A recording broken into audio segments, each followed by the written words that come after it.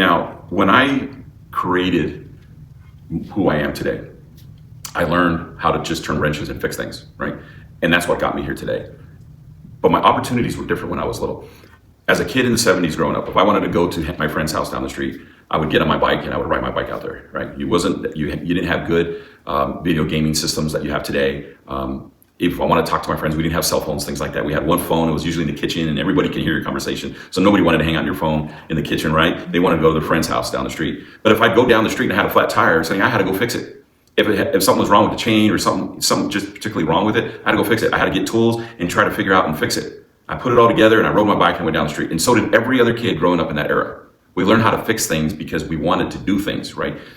Today's a little bit different though, because kids don't have to do those things, right? They can stay in their bedroom. They can get on their gaming machines in a nice air-conditioned building. They can turn around and talk to their friends and play with their friends all online. They can hear them just like they're sitting right next to them, so they don't have to go anywhere. So they lost the skill set of learning, hey, they gained skill sets of the technology side, but they're losing skill set of working with your hands, right? Because when I was a kid, when it came to my bike, when I got older, when I turned 16 to drive, there was an old junker car I had to work on and change the freeze plugs or the water pumps or the batteries, whatever it takes to get from point A to point B. I learned how to work on things. So as I became an adult, it was really easy and comfortable to work on things. Kids today don't know that they can actually be successful turning the wrenches. And what happens today, kids get out of high school, and let's say they're not going to college because they don't have the means or they didn't like school in general, they're just lost. They don't realize they can do things. And then they have parents harping on them saying, hey, go get a job. And they think a job. And then they walk outside and, oh, it's so hot, because they're not used to being outside because they spend all their time always indoors, right? Yeah. So then they don't realize that, yes, you can work outside. It's actually nice to work outside.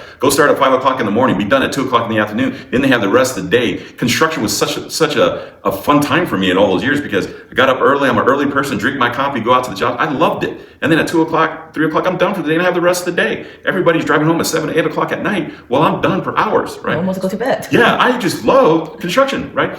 And I love working with my hands.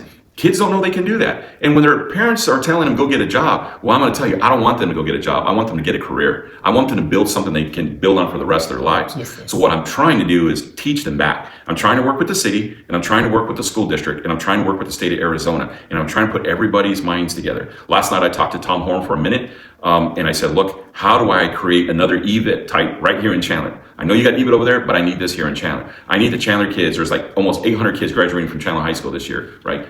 Probably the same number, if not more, over at Hamilton. That's almost 2,000 kids that are going to be graduating. Not all of them are going to college. And a lot of them are lost. They don't have a value of, they don't know that they are valuable. And I just need to get them to be inspired again. Let's go back to work, right? How many people do you know of that need help? How many companies that they need that person just to come in the door? And I don't care how green they are. I don't care if they don't know nothing, but just to show up there. And I want to inspire them. Yes, you can do this. So that's my next step once I get in office, is to try to create that kind of narrative for the city. Nice. With the